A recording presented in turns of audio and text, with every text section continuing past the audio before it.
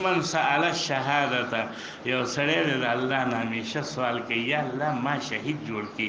ما شهید جوړ کی سوال د شهادت کوي د دې فضیلت شته دی کې د دې شهادت د سوال کده دې نشته دی وبه حدثنا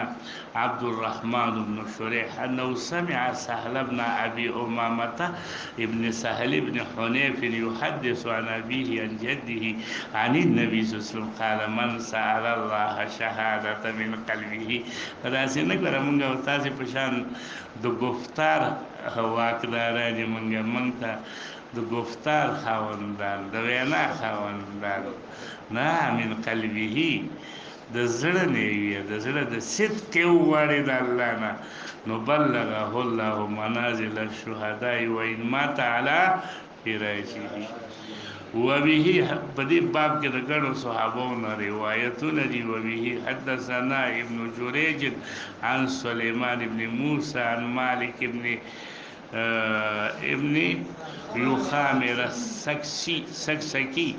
عن معاذ بن جبل عن النبي قال من سأل الله قتل مراد شهادته